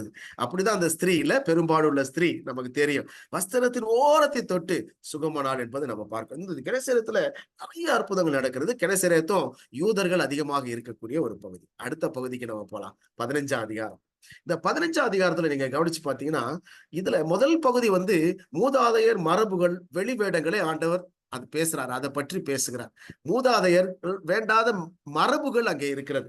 15ஆம் அதிகாரத்துல எடுத்த உடனே அப்படிதான் இருக்கிறத நம்ம பார்க்க முடியும். 2ஆம் வசனம் 15ஆம் அதிகாரம் 2ஆம் வசனம் சொல்றேன் பாருங்க. உங்களுடைய சீஷர்கள் முன்னோர்களின் பாரம்பரியத்தை ஏன் மீறி நடக்கிறார்கள்? இது அவருடைய கேள்வி. யாருடைய கேள்வி? அங்கே இருந்த வேதபாரகர் பரிசேயர் இவருடைய கேள்வி என்னன்னா ஏன் உங்க சீஷர்கள் இதெல்லாம் மீறுகிறார்கள்? இருக்கிறத எல்லா ட்ரெடிஷனை மீறுறாங்களே அப்படின்னு கேட்கிறாங்க. அப்போ இயேசு கிறிஸ்து வேற விதமாக அது பேசுகிறார். கொஞ்சம் கவனிங்க. அந்த ட்ரெடிஷன் என்பது அவங்களுக்கு ரொம்ப முக்கியமானது. யூதர்கள் இன்னைக்கும் பாரம்பரியத்தை ரொம்ப பின்பற்றுகிறார்கள். நான் அந்த மேல ஒரு படம் ஒண்ணு போட்டிருக்கிறேன். ஒரு கப்புல 2 ஹேண்டில் இருக்கிற மாதிரி ஒரு படம் போட்டிருக்கிறேன். பாத்தீங்கன்னா உங்களுக்கு தெரியும். அது ஏன் போட்டிருக்கேன்னா அவங்க இன்னமும் நான் போயிருந்தேன். நான் பார்த்தேன், அந்த போட்டோ எடுத்தேன். என்னன்னா 2 ஹேண்டில் இருக்குது ஒரே கப்புக்கு. ஏன்னா ஒரு ஹேண்டில் வந்து கிளீன் ஹேண்டை பிடிக்கணும்னா அதுக்கு ஒரு ஹேண்டில் அந்த ஹேண்டில் தான் பிடிக்கணும். சுத்தமாகாத கை இருந்துச்சுன்னா அது இன்னொரு ஹேண்டில் இருக்கு, அதை தான் பிடிக்கணும். அப்படி அவர்கள் ஒரு பாரம்பரியத்தை வச்சிருக்கிறாங்க. இன்னொன்னு பாருங்க, அதுக்கு பக்கத்துல போட்டிருக்கிறேன். சாபத் எஸ்கலேட்டர் என்று ஒண்ணு இருக்கிறது. இந்த சாபத் நாளுக்கு, அதாவது ஓய்வு நாள்ல எஸ்கலேட்டர் எந்த எஸ்கலேட்டர்ல தான் ஏறணும் அப்படின்னா அதுக்கு ஒரு எஸ்கலேட்டரை வைத்திருக்கிறாங்க. எதுக்கு இதெல்லாம் நான் சொல்றேன்னா பாரம்பரியத்தை அவ்வளவு அவங்க கடைபிடிக்கிறவர்களாக இருக்கிறாங்க. அதனாலதான் கை கழுவாம சாப்பிடுறாங்களே என்கிறத இங்க அவங்க கேட்கறத நம்ம பார்க்க முடிகிறது. என்ன இது? கை கழுவாம இவர்கள் சாப்பிடுகிறதை பார்த்து அவங்க கேள்வி கேட்கிறாங்க. அவங்க கை கழுவுறது அவ்வளவு முக்கியமானது பாருங்க. நல்லா கவனிங்க. நம்ம கொரோனால நிறைய கை கழுவணும்ல, நிறைய முறை கை கழுவணும். கையை கழுவுவது ரொம்ப நல்லது தான். ஆனா அதுதான் முக்கியம் என்பது அவருடைய. ஆனா ஆண்டவருடைய இது என்னன்னா ஹார்ட் இல்ல ஹேண்ட் தான் முக்கியம். ஹேண்ட் இல்ல ஹார்ட் தான் முக்கியம் என்பது ஆண்டவருடைய கருத்து. இருதயம் முக்கியமா இருக்கணும். அவங்க வந்து கை கழுவாமல் சாப்பிட்டா அது விபசாரத்துக்கு ஈக்குவல்னு சொல்லி அவங்க எழுதி வச்சிருக்கிறாங்க பாருங்க. கை கழுவாமல் சாப்பிடுவது விபசாரத்துக்கு ஈக்குவல் என்பது அவங்க எழுதி வைத்திருக்கிறார் என்று ஒரு வேத அறிஞர் சொல்றாரு. அப்போ அவங்க அவ்வளவு தவறாக அதை நினைத்தார்கள், கை கழுவுவது. அதனாலதான் நம்ம நிறைய இடத்துல நம்ம இந்த கை கழுவுவதை நம்ம பார்க்கிறோம். கைகளில் சுத்தம் உள்ளவன் இல்ல என்று சங்கீதத்துல வாசிக்கிறோம். இப்போ அந்த கைகளில் சுத்தம் என்பதை ரொம்ப முக்கியத்துவப்படுத்துறாங்க. ஆனா ஆண்டவர் சொல்றாரு அதெல்லாம் என்னது முக்கியம்? உள்ளத்துல உண்மை இருக்கணும்ப்பா. நீங்க இதை சொல்றீங்க, ஆனா உங்க தகப்பன் தாய கனம் பண்ணணும்னு சொல்லி ஒரு கட்டளை இருக்குதே, அதை விட்டுட்டீங்களே. அவங்க என்ன பண்றாங்கன்னா அதுக்கு ஒரு லூப் ஹோல் வச்சுக்கிட்டாங்க. என்னன்னா ஆண்டவர் எல்லாத்தையும் நாங்க ஆண்டவர் கொடுத்துட்டோம், அனைத்தையும் கடவுளுக்கே கொடுத்து விட்டோம் என்று ஒரு ஸ்டேட்மெண்ட் சொல்லிட்டா அதுக்கப்புறம் தகப்பன் தாயை கவனிக்க வேண்டாம். இப்படி ஒரு ஸ்டேட்மெண்ட் அவங்களுக்கு வச்சுக்கிறாங்க. இது ஒரு பாருங்க, விதி இருக்குது, சட்டம் இருக்குது. ஆனா அதுக்கேற்ற மாதிரி இவங்க தங்களை என்ன சொல்றது லூப் ஹோலை பார்த்து இவங்க நெளிவு சுழிவுகளை பயன்படுத்தி கொடுக்கிறார்கள். இவங்க என்ன பண்ணாங்க? அனைத்தும் கடவுளுக்குன்னு சொல்லி தகப்பன் தாய்க்கு செய்ய வேண்டியதை செய்யாம இருந்தாங்களாம். அதுதான் ஆண்டவர் இங்க சொல்றாரு, ஏன்பா நீ இதை செய்ய மாட்டேங்கிறியே, அது எவ்வளவு முக்கியமான கட்டளை அப்படின்னு சொல்றாரு. அப்ப பாருங்க, இந்த God is interested in internal and real. உண்மை, உள்ளத்துல உண்மை இருக்க ஆண்டவர் விரும்புகிறார். அதுல ஒரு ஆண்டவர் ஒரு வசனத்தை சொல்றார். ஏசாயா 29:13 இருக்கிற வசனத்தையே இங்க அவர் திரும்ப சொல்லுகிறார். என்ன சொல்றாருன்னா, நீங்க உதட்டளவுல என்ன செய்றீங்க, நீங்க எல்லாம் பண்றீங்க, ஆனா உள்ளமோ உங்களுடைய இருதயமோ விலகி இருக்கிறது. 8ஆம் வசனம் பாருங்க. இந்த ஜனங்கள் தங்கள் வாயினால் என்னிடத்தில் சேர்ந்து தங்கள் உதடுகளினால் என்னை கனம் பண்ணுகிறார்கள், அவர்கள் இருதயமோ எனக்கு தூரமாய் விலகி இருக்கிறது. இது எங்க இருக்குது? ஏசாயா 29:13 வசனத்துல இருக்கு. அப்ப ஒரு காரியத்தை கூட தெரிஞ்சுக்கணும். என்னன்னா, இயேசு கிறிஸ்து வேதத்தை அறிந்திருந்தார். ஹல்லேலூயா. வேத வசனங்கள் அவருக்கு மனப்பாடமாய் தெரிந்திருக்கிறது. இயேசு கிறிஸ்து சொல்றாரு பாருங்க. அதை அப்படியே அவர் சொல்றாரு. அது இங்க உள்ளத்தில் உண்மை இருக்க வேண்டும் என்று அவர் அவங்களுக்கு வலியுறுத்துகிறத நம்ம கவனிக்க முடிகிறது. அப்புறம் பாத்தீங்கன்னா 10ஆம் வசனத்துல அவர் சொல்றாரு, ஜனங்க கிட்ட சொல்றாரு. இதுவரைக்கும் யார்கிட்ட பேசினாரு? இந்த மூப்பர்கள் கிட்ட பேசினார், வேத பாரகர் பரிசேயர் கிட்ட பேசினாரு. இப்ப ஜனங்கள் பக்கம் திரும்பி அவங்களுக்கு ஏத்த மாதிரி ஒண்ணு சொல்றாரு. என்ன சொல்றாருன்னா, வாய்க்குள்ள போறது ஒண்ணும் தீட்டுப்படுத்தாது, வாய்க்கு வெளியே வர்றது எங்க இருந்து வருது? இருதயத்திலிருந்து வருது. அப்ப இருதயத்திலிருந்து வர்றதுதான் ரொம்ப முக்கியம், கவனமா இருக்க வேண்டும் என்று சொல்றாரு. இப்ப நமக்கு ஒரு சின்ன பாடம் இங்க இருக்குது.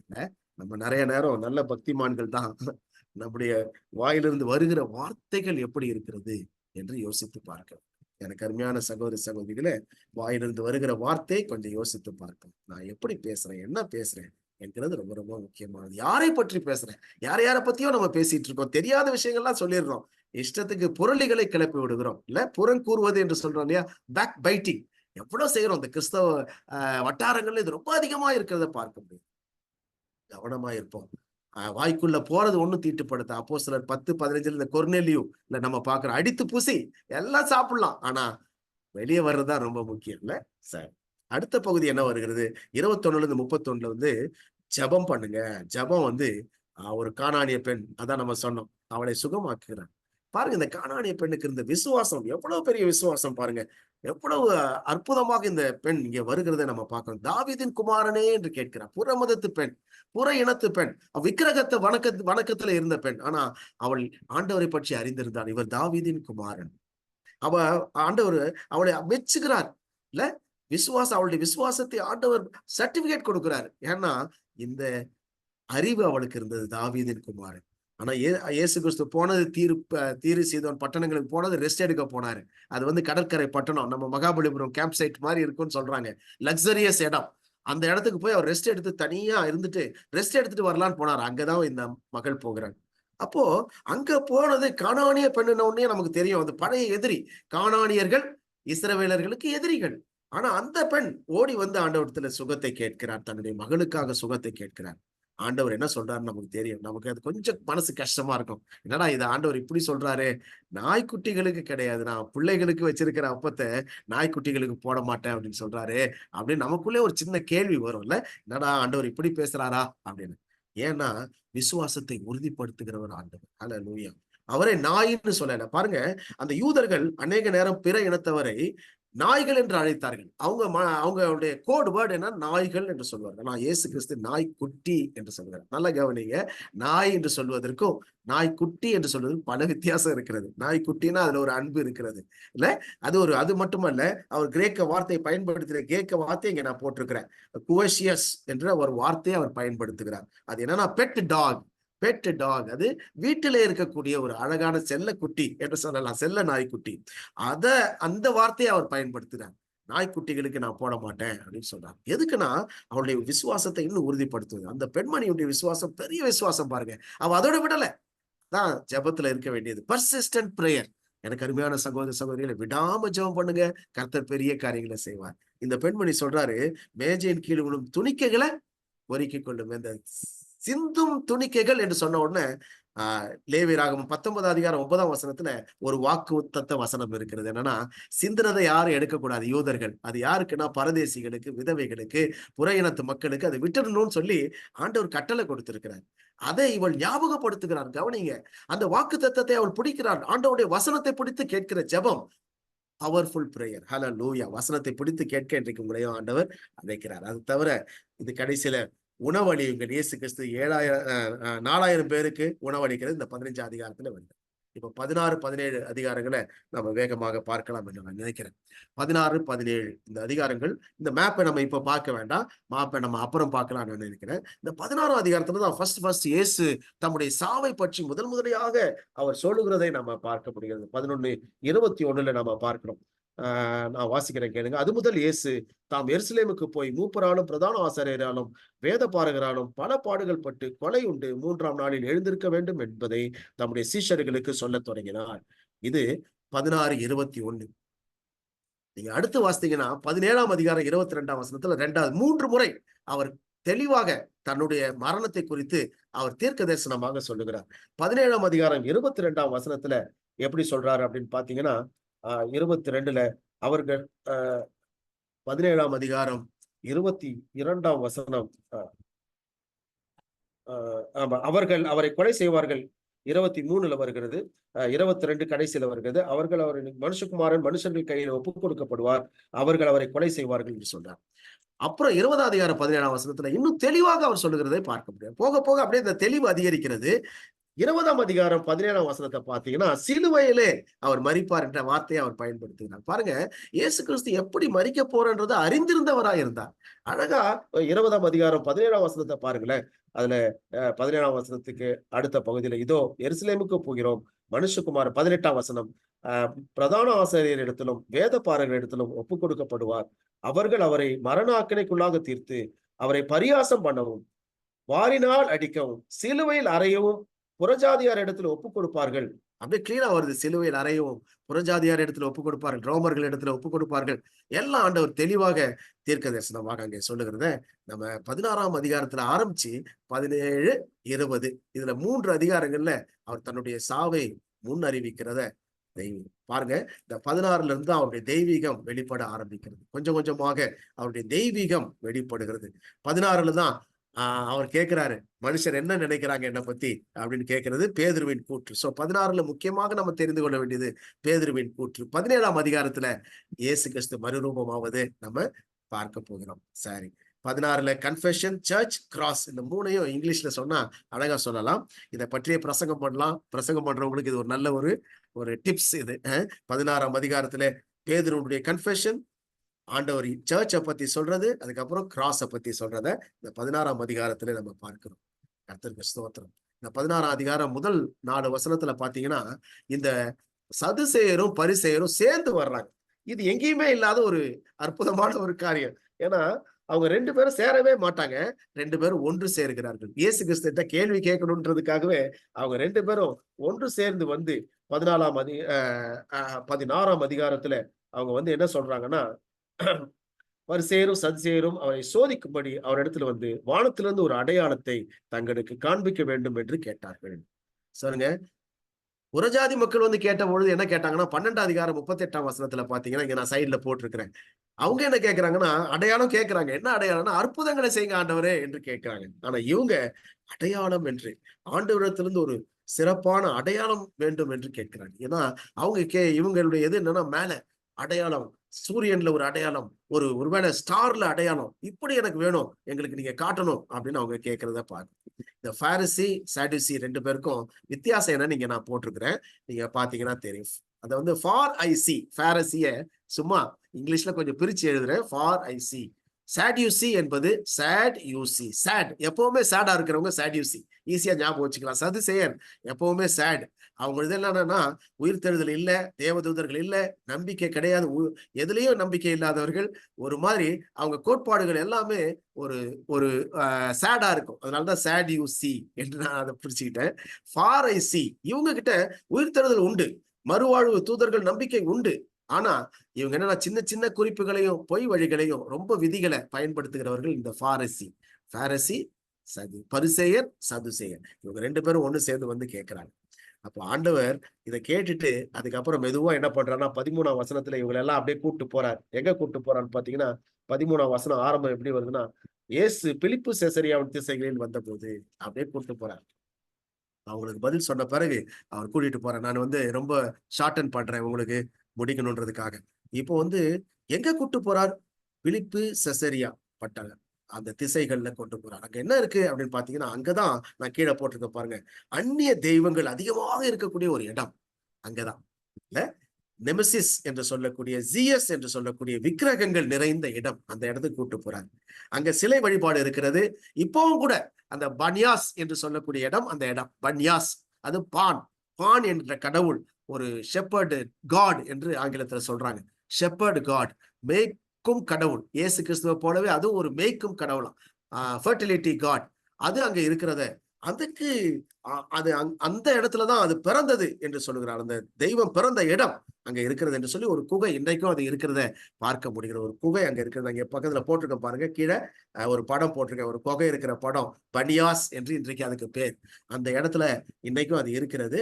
அங்கதான் கூட்டு போறார் ஆண்டவர். அது மட்டுமல்ல, அகஸ்டஸ் சீசருடைய முகம் கொண்ட கோயில். அகஸ்டஸ் சீசர்லாம் அந்த காலத்துல இந்த ராயர்கள் என்ன பண்ணாங்க, சீசர்ஸ் என்பது ராயர்ஸ், தமிழ்ல ராயர்கள் என்று போடப்பட்டிருக்கிறது. இந்த சீசர்கள் தங்களை தெய்வமாக, லார்ட்ஸ் டே என்று சொல்லி எங்களை வணங்கணும், தெய்வமாக வணங்கணும்னு சொல்லி அவங்க முகத்தை ஒரு ஒரு விக்கிரகம் மாதிரி வச்சு எல்லாரையும் வணங்க வச்சாங்க. அந்த விக்கிரகம் இன்னைக்கும் இருக்கிறது. இந்த படத்தை நீங்க பார்க்கலாம். அகஸ்டஸ் சீசருடைய ஒரு முகம் இருக்கிற கோயில் அங்கே இருக்கிறத பார்க்க முடிகிறது. இது பாகாலுடைய, பால் தெய்வத்தினுடைய ஒரு முகம் இங்கே இருக்கிறதையும் நம்ம பார்க்கிறோம். இப்போ இதெல்லாம் இருக்கிற இடத்துலதான் கொண்டு போய் ஆண்டவர் என்ன பண்றாருன்னா, மெதுவா கேட்கிறார். என்ன கேட்கிறாரு, என்ன யார் ஜனங்க என்ன நினைக்கிறாங்க அப்படின்னு கேட்கிறாங்க. அப்போ சீஷர்கள் சொல்றாங்க, என்ன சொல்றாங்க, அவங்க வந்து இதுக்கிடையில நான் இந்த அடையாளத்தை தேடுறாங்கன்றதுக்கு யோனா, அதை நான் மறந்துட்டேன். ஆண்டவர் யோனாவை சொல்லுகிறார். யோனாவோட வந்து ரிசரக்ஷன், ரிப்பன்டன்ஸ் ரெண்டும் இருக்கிறதை நம்ம பார்க்கிறோம். அடுத்த ஸ்லைடுக்கு நம்ம போயிடலாம். இந்த ஸ்லைட்ல தான் பேதுரு அறிக்கை செய்யறான். ஆனா மற்றவங்க மக்களின் கருத்துன்னு கேட்ட பொழுது அவங்க யோவான், எரேமியா, எலியா என்று சொல்லுறதுதான் நம்ம அங்க பார்க்கிறோம். அந்த பகுதியில நம்ம பார்க்கிறோம். அப்போ என்னன்னா, இதுல என்ன தெரிகிறது, அவங்க சமுதாய சீர்திருத்தவாதியாக இயேசு கிறிஸ்துவை நினைக்கிறாங்க, ஆனா கடவுளாக அவங்க நினைக்கல. ஆனா பேதுரு அறிக்கை செய்யலாம்.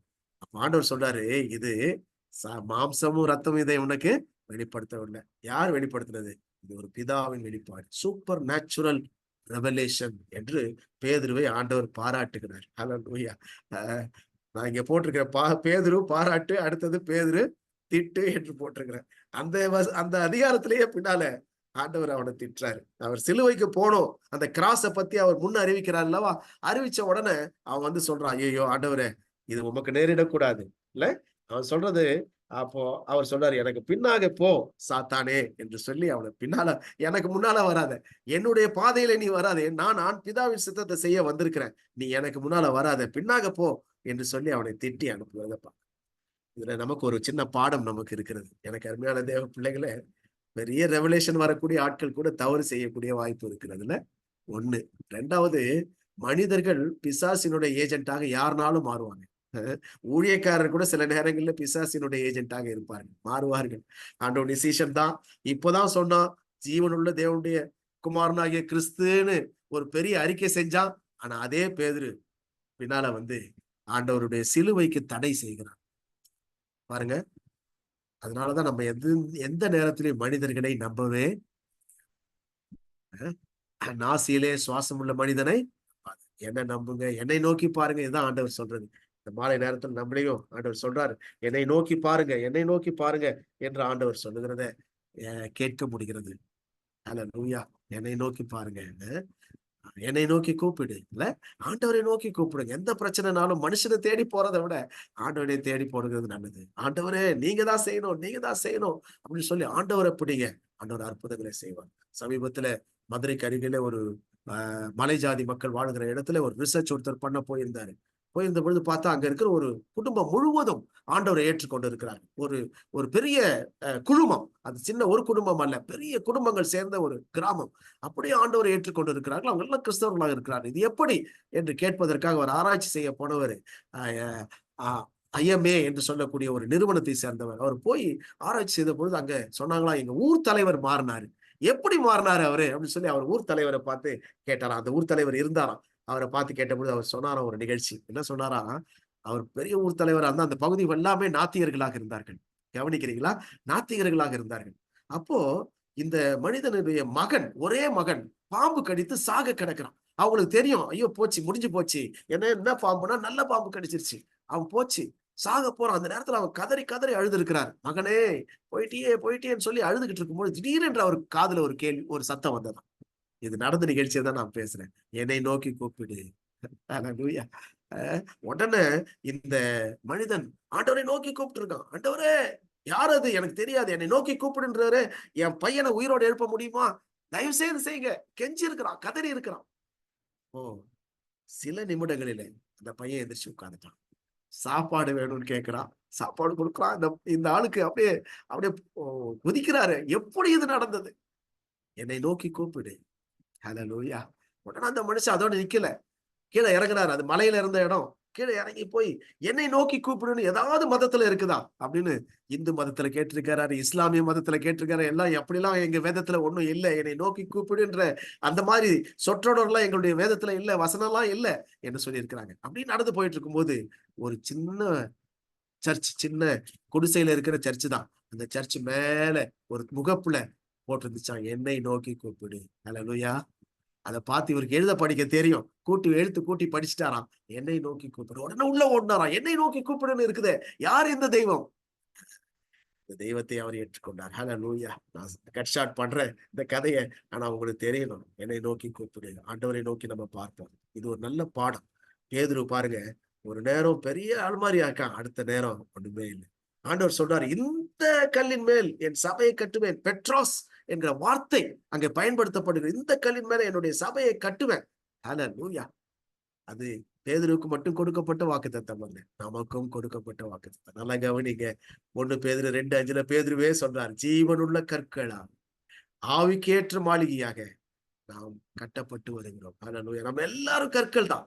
அவர் மூளைக்கல்லா இருக்கலாம், ஆனா நம்ம எல்லாரும் கற்கள் தான். பேதுரு பாருங்க, ஆண்டவர் பயன்படுத்துறார். பேதுருவுக்கு சொன்னதே 18ஆம் அதிகாரம் 18ஆம் வசனத்துல அதே மத்தேயுல ஆண்டவர் எல்லாருக்கும் சொல்லுகிறார் இல்ல, எல்லாரையும் சொல்றார். நீங்க கட்டுகிறது எதுவோ அது கட்டப்படும், நீங்க கட்டவிழ்ப்பது எதுவோ அது பரலோகத்துல கட்டவிழ்க்கப்படும். அப்போ இந்த பேதுருவுக்கு சொன்னப்பட்ட வாக்குத்தத்தம் நமக்கும் அது சொல்லப்படுகிறது. எனக்கு அருமையான தேவ பிள்ளைகளை, பாதாளத்தின் வாசல்கள் இந்த சபையை மேற்கொள்வதில்லை. ஹல்லேலூயா. கர்த்தருக்கு ஸ்தோத்திரம். பல காரியங்கள்ல நம்ம அவஸ்தைப்பட்டுக்கிட்டு இருக்கலாம் இல்ல, தீராத வியாதி இருக்கலாம், பிரச்சனைகள் இருக்கலாம். உங்களோடதுலதான் நான் பேசிக்கொண்டு இருக்கிறேன். ஆண்டவராலே சுகமாக்க முடியும். ஒருவேளை கேன்சர் வியாதி எல்லாம் முடிஞ்சு போச்சுங்க பிரதர் அப்படின்னு நீங்க நினைக்கலாம். இல்ல, தேர் இஸ் ஹோப். யார் இடத்துல? ஆண்டவரிடத்துல. என்னை நோக்கி கூப்பிடு என்று சொன்ன தேவன் இடத்துல. ஹல்லேலூயா. பாதாளத்தின் வாசல்கள் அதை மேற்கொள்வதில்லை, முடியாதுங்க.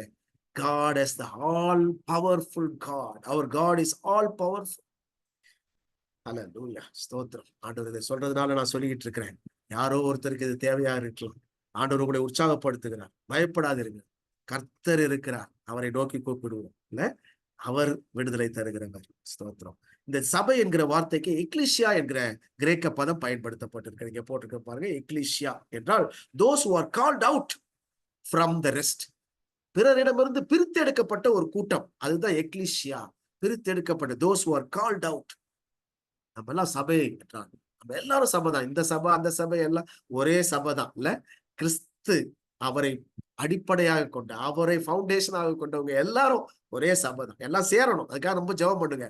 ரொம்ப இந்த பிரிவினைகளை வச்சுக்கிட்டு நம்ம இழுத்து பிடிச்சிக்கிட்டு இவராதின்னு பிடிச்சிக்கிட்டு இருக்கிறோம். ஒண்ணும் வேண்டாம். எல்லாம் சேர வேண்டிய நாட்கள் வந்து விட்டது. ஹல்லேலூயா. இந்த நேரத்துல நம்ம இப்படிப்பட்ட சபையில நம்ம இருக்கிறதுக்காக ஆண்டவரை நம்ம ஸ்தோத்தரிக்க கடமைப்பட்டவர்களாக இருக்கு. பேதுரு பாருங்க, அவன் ஆண்டவர் சொன்னபடியே யூதர்களுக்கு சபையை கட்ட அப்போஸ்தலர் 2ல அவன் பிரசங்கம் பண்ணி 3000 பேர் இல்ல ஞானஸ்நானம் பெற்றார்கள். அந்த இடத்துல அவன் கட்டி எழுப்புறான். அதுக்கப்புறம் பிற இனத்தவருக்கு அவன் சபையை எழுப்புறான். எங்கன்னா கொர்நேலியு வீட்டுக்கு போய் 10ஆம் அதிகாரத்துல அங்கேயும் ஆவியானவர் பொழிந்தருளப்படுகிறார். ஹல்லேலூயா. ஆண்டவர் அவர், நான் ஏற்கனவே சொன்னது போல பாகுபாடு பார்க்கிறவர் அல்ல. கர்த்தருக்கு ஸ்தோத்திரம். எனக்கு அருமையான தேவ பிள்ளைகளை, 17ஆம் அதிகாரத்துக்கு வருகிறோம். 17ஆம் அதிகாரத்துல அந்த உயர்ந்த மலையின் மேல அவர் கொண்டு போகிறார்கள். இந்த டிரான்ஸ்பிகரேஷன் நமக்கு எல்லாம் தெரியும், உங்களுக்கு எல்லாம் தெரியும்ன்றதுனால நான் அதை நீங்க ஒரு வேளை படிச்சு பார்த்துக்கோங்க. மத்தேயு 17ஆம் அதிகாரம் உங்களுக்கு தெரிந்திருக்கும். இதுலதான் இது வருகிறது. மத்தேயு 17. Jesus is God. ஹல்லேலூயா. இந்த 17ஆம் அதிகாரத்துல 3 காரியங்கள் டிரான்ஸ்பிகர்ட் இல்ல, அழகா சொல்லியிருக்காங்க. டாக்ஸ்ட் என்று முடித்திருக்கிறது. டிரான்ஸ்பிகர்ட் அண்ட் நீங்க இதை பார்த்தீங்கன்னா உங்களுக்கு தெரியும். அப்போ இதுல 3 மலைகள் இருக்கலாம் என்று சொல்லுகிறார்கள். இந்த மலை, உயர்ந்த மலை எதுவாக இருக்கலாம் அப்படின்னா 3 மலைகளாக இருக்கலாம். எதுனா ஹெர்மோன் மலை, அடுத்தது மீரோன் மலை, தாபோர் மலை. இப்பவே நான் சொல்லிடுறேன் உங்ககிட்ட. என்னன்னா அபிஷியலா இன்னைக்கு வரைக்கும் இஸ்ரேல் நாடு அது கவர்மெண்ட் சொல்லி இருக்கிறது தாபோர் மலையை தான் சொல்றாங்க. அதான் இங்க நான் படம் போட்டிருக்கேன் பாருங்க. 3 ஒரு 3 கட்டடம் இருக்கிற மாதிரி, 3 வீடு மாதிரி கட்டப்பட்ட ஒரு இடம் இருக்கிறது. நடுவுல ஒரு சின்னது, 2 பக்கம் 2 பெருசு இருக்கும். அப்படி 3 இருக்கிற அந்த 3 கூடாரங்களை கட்டுவோம் என்று பேதுரு சொன்னார் அல்லவா? அந்த 3 கூடாரங்கள் இருக்கக்கூடிய ஒரு மலை இந்த தாபோர் மலை. தாபோர் மலை தான் 1900 அடி உயரமானது. ஆனா இது பிலிப்பி செசராவுக்கு அருகில இல்லை. அதுதான் அவர்கள் அபிஷியலா சொல்றாங்க. நமக்கு எதுன்னு தெரியாது. இன்னைக்கு வரைக்கும் நானும் எதையும் நான் சொல்ல விரும்பல. ஆனா தாபோர் மலையை தான் அபிஷியலாக இன்றைக்கு இஸ்ரேல் அரசாங்கம், அதுதான் மறுரூப மலை, இயேசு கிறிஸ்து மறுரூபம் அடைந்த மலை என்று சொல்லி அங்க இந்த கட்டிடத்தெல்லாம் கட்டி அவர்கள் வைத்திருக்கிறார்கள். மீரோன் மலை 3900 அடி உயரமானது. இதுதான் உயர்ந்த மலை. பிலிப்பி செசராவுக்கு அருகில் இருக்கிறது. ஒருவேளை இதுவாகத்தான் இருக்கும் என்று வேத அறிஞர்கள் சொல்றாங்க. அது நமக்கு தெரியல. இது இந்த இந்த பிரச்சனைக்குள்ள நம்ம போக வேண்டாம். ஆனா இதெல்லாம் இருக்குன்றதை நம்ம தெரிந்து கொள்ளணும். அப்புறம் ஹெர்மோன் மலை, அதுவும் பிலிப்பி செசரா அருகில இல்ல. அது 9300 அடி உயரமான மலை, அதுவும் இல்லை. அப்போ இந்த மலையில இல்ல, ஆண்டவரால ஒரு உயர்ந்த மலைக்கு கொண்டு போறார். அங்கதான் அவர் மறுரூபம் அடைகிறார். இதுல நீங்க பாத்தீங்கன்னா இவங்க எல்லாரும் அந்த மறுரூபம் அடைஞ்ச உடனே முகங்குப்புற விழுறாங்க. கவனிச்சீங்களா? முகங்குப்புற விழுந்தார்கள் என்று தெளிவாக இதுல போடப்பட்டிருக்கிறது. 17ஆம் அதிகாரம் நீங்க பாத்தீங்கன்னா 6ஆம் வசனம், சீஷர்கள் அதை கேட்டு முகங்குப்புற விழுந்து மிகவும் பயந்தார்கள். பயம் வர வருது. ஏன்னா இயேசு கிறிஸ்துவ அவங்க ரொம்ப சாதாரணமா நினைச்சாங்க. அங்கதான் அவர் தன்னுடைய உண்மையான ரூபத்தை வெளிப்படுத்துகிறார். இல்ல, அது அற்புதம். என்னன்னா இதுவரைக்கும் அவர் மறைச்சிருந்ததுதான் அற்புதம். இங்க நான் போட்டுக்க பாருங்க. மறுரூபம் அற்புதம் அல்ல, தன் மகிமையை அதுவரை அவர் ஆண்டவர் மறைத்திருந்ததுதான் பெரிய அற்புதம். அதை மறைச்சிருந்தார். அவர் உண்மையாகவே தேவன். ஹல்லேலூயா. தேவன் குமாரனாக வெளிப்பட்டார். ஹல்லேலூயா. இதை நம்ம புரிந்து கொள்ள வேண்டும். அத பேதுரு தன்னுடைய கடிதத்திலே இதை திருப்பி எழுதுறார். அப்படின்னா அவர் அப்படியே பாதித்திருக்கிறது இந்த மறுரூபமான அந்த அனுபவம். இல்ல, 1 பேதுரு 1ஆம் அதிகாரம் 16, 17 அவர் திரும்ப எழுதுகிறார். இதை அடிக்கோடிட்டு எழுதுகிறத நம்ம பார்க்க முடிகிறது. கருமையான தேவ பிள்ளைகளை, இயேசு கிறிஸ்து மறுரூபம் அடைந்த அந்த நேரத்துல இவங்க எல்லாம் என்ன ஆச்சுன்னா, அந்த இப்படியே இருந்துடலாமா அப்படின்னு ஒரு ஆசை வந்துருது. இல்ல, இப்படியே இருந்துடலாமே. அங்க ஒரு வார்த்தை வருகிறது பிதாவினிடமிருந்து, இவர் என்னுடைய நேசகுமாரன், இவரில் பிரியமா இருக்கிறேன் என்கிற வார்த்தை அந்த 5ஆம் வசனத்துல வருது. 17ஆம் அதிகாரம் 5ஆம் வசனத்துல ஒரு ஒளியுள்ள மேகம் அவர்கள் மேல் நிழலிட்டது. இவர் என்னுடைய நேசகுமாரன், இவரில் பிரியமா இருக்கிறேன், இவருக்கு செவி கொடுங்கள் என்று அது சொல்லுகிறது. அப்போ பிதா சொல்றாரு, இவருக்கு செவி கொடுங்கள், இவர் நேசகுமாரன். இந்த அகப்பே என்கிற லவ், அகப்பே லவ், நான் ஏற்கனவே சொன்னேன். இந்த அகப்பே என்கிற வார்த்தை இங்க பயன்படுகிறது. இவர் என்னுடைய நேசகுமார், அகப்பே லவ். ஹல்லேலூயா. அருமையான தேவ பிள்ளைகளே, அந்த இடத்துல மறுரூப மலையில மோசே, எலியா 2 பேரும் நிக்கிறாங்க இல்லையா? அகப்பை லவ் பிதா சொன்னாலும் அந்த இடத்துல மோசே நியாயப்பிரமாணம், எலியா தீர்க்கதரிசனம், சட்ட திட்டங்கள் இல்ல, தீர்க்க தரிசனத்தினுடைய ஒரு ரெப்ரசன்டேஷன். இவங்க 2 பேருடைய முடிவையும் ஆச்சரியமானது நமக்கு தெரியும். இல்ல, ஒருத்தருடைய மரணம் மகிமையானது, மோசேனுடைய மரணம் மகிமையாக இருந்தது. எலியாவுடைய மரணம் இல்லாத மகிமையாக அமைந்தது எலியாவுடைய முடிவு. நமக்கு தெரியுது இல்லையா? இந்த 2 பேரும் அங்க நின்று எதை பேசுறாங்க? ஆண்டவருடைய மரணத்தை குறித்து பேசினார்கள் என்று வேதம் சொல்லுகிறது. ஹல்லேலூயா. எருசலேமிலே நடக்க போகிற இயேசு கிறிஸ்துவுடைய மரணத்தை குறித்து அவர்கள் அங்கே பேசுகிறார்கள். நான் இதோட முடிக்க போறேன். இந்த கருமையான தேவ பிள்ளைகளை, இந்த மறுரூப மலை செய்தியை நம்ம அடுத்த வகுப்புல தொடர்ந்து கொண்டு போவோம். இப்போதைக்கு நம்ம தெரிந்து கொள்ள வேண்டியது, இந்த அளவுக்கு ஆண்டவரோடு நெருக்கமாக இந்த மறுரூப மலை அனுபவம் நமக்கு உண்டா என்பதுதான் இன்றைக்குரிய கேள்வி. உங்களுக்கும் எனக்கும் ஆண்டவர் கேட்கிற கேள்வி, மறுரூப மலை அனுபவம் நமக்கு உண்டா? இயேசு கிறிஸ்துவை நெருக்கமாக அறிந்து கொள்ளுகிற அனுபவம். அதனாலதான் பேதுரு சொன்னார், ஆண்டவரே உமக்கு ஒரு கூடாரம், மோசேக்கு ஒரு கூடாரம், எலியாவுக்கு ஒரு கூடாரம், எல்லாரும் இங்கே இருந்துடலாம், ஏன்னா அவ்வளவு நல்லா இருக்குது. இந்த அனுபவத்தை பெற்றுக்கொள்ள கர்த்தர் நம்ம. இது எப்படி வரும்? மலைக்கு ஏறணும்ல, உயரத்துக்கு போகணும், தனிமைக்கு போகணும், ஆண்டவரோட உறவாடணும், உரசி பார்க்கணும், ஆண்டவர் இடத்துல பேசணும், கேள்வி கேட்கணும், அவரோட பழகணும், முடிஞ்சா எல்லா விதத்திலும் அவரோடு தொடர்பு கொள்ளணும். நம்முடைய வார்த்தைகளை யார்கிட்டயும் சொல்லாத காரியங்களை ஆண்டவர்கிட்ட சொல்லலாம் இல்ல. ஆண்டவரோட நெருங்கி பழகுற அந்த அனுபவம், அதுதான் மறுரூபமலை அனுபவம். வேற ஒண்ணுமே இல்லை. ஆண்டவரோடு நெருங்கி பழகுற அனுபவம், தனியாக சேர்ந்து இருக்கிற ஒரு அனுபவம் உண்டா என்கிற ஒரு கேள்வியை இன்றைக்கு நம்ம கேட்கிறோம். அருமையான சகோதர சகோதரி, நான் முடிக்கிறேன். இந்த மறுரூபமலை நிகழ்ச்சியை நம்ம தொடர்ந்து நம்ம நாளைக்கு பார்க்க போகிறோம். 17ஆம் அதிகாரத்துக்கு வந்துட்டோம். இன்னும் கொஞ்சம் தான் இருக்குது, முடிச்சிடலாம். இன்னும் 2-3 நாள்ல முடிச்சிடலாம். ஃப்ரைடே கட்டாயமா முடிச்சிடலாம். நம்ம மறுரூபமாக வேண்டுமே, நமக்குள்ளே மாற்றங்கள் வேண்டுமே. இன்னும் பொய் சொல்றவங்க பொய் சொல்லிட்டே இருந்தா எப்படி? இன்னும் பெருமை பாராட்டுறவங்க பெருமை பாராட்டிக்கிட்டே இருந்தா எப்படி? சண்டை போடுறவங்க சண்டையிலேயே இருந்தோம்னா எப்படி? நம்ம சேர வேண்டுமே, நம்ம அன்பை காட்ட வேண்டுமே, இந்த அகாப்பை அன்பு நமக்கு வர வேண்டுமே. சகோதர சகோதரி, ஆண்டவர் கேட்கிற மறுரூபமலை அனுபவம், நம்மை மாற்றம் கொடுக்கிற அனுபவம் எதுனா, ஆண்டவரோடு நெருங்க நெருங்க நமக்குள்ளே மாற்றம் வந்துகிட்டே இருக்கும் பாருங்க. ஆண்டவர் செய்வார். ஆண்டவர்கிட்ட கேட்போம், ஆண்டவரே எனக்கு இந்த மறுரூபமலை அனுபவத்தை தாங்க சொல். கேட்போமா? தலைகளை வணங்கி நாம் சொல்றோம். அன்பின் ஆண்டவரே, நிறைய காரியங்களை நாங்க இன்னைக்கு கேட்டுக்கிட்டே இருந்தோம் சுவாமி. கர்த்தாவே, எதை கேட்டாலும் எதை படிச்சாலும் எவ்வளவு நாங்க இன்ஃபர்மேஷனை பெற்றுக்கொண்டாலும் எங்களுக்குள்ள டிரான்ஸ்பர்மேஷன் வேணுமே சுவாமி. இந்த மறுரூபம் இன்னமும் நாங்க தவறுகளை செய்து கொண்டிருந்தாலும் எப்படி ஆண்டவரே, உடைய வருகை மிக சமீபமாய் இருக்கிறதே. கர்த்தாவே, எங்களை இன்னும் பரிசுத்தப்படுத்த ஸ்தோத்திரம். எங்களுடைய வாயின் வார்த்தைகளிலே பரிசுத்தத்தை தார், இன்னும் அதிகமான அன்பை தார். யாரிடத்துல அன்பு செலுத்தாமல் நாங்க இருக்கிறோமோ அவங்களிடத்துல அன்பு செலுத்த எங்களுக்கு கிருபை தாரோம் சுவாமி. அல்லேலூயா. ஆண்டவரே, இன்னும் எங்களுக்கு ஆண்டவரே இந்த மறுரூபத்தின் அனுபவத்தை எங்களுக்கு இன்னும் அதிகப்படுத்தாங்க. உங்களோட நெருங்கி பேச பழக ஆண்டவரே எங்களுக்கு கிருபை செய்க சுவாமி. ஆவியில நிறைந்து உமோடு ஜெபிக்கிற அனுபவத்தை அதிகப்படுத்தி தாங்க சுவாமி. ஆண்டவரே, எங்களோட இருங்கப்பா. தொடர்ந்து நாளை தினத்தில் நடக்க போகிற ஆண்டவரே இந்த வேத ஆராய்ச்சி கூட்டத்தை நீங்க ஆசீர்வாதமாக்கித்தாங்க. தாழ்த்துகிறோம். துதி கன மகிமை அனைத்து உமக்கே செலுத்துகிறோம். இயேசு கிறிஸ்துவின் மூலம் ஜெபிக்கிறோம் பிதாவே.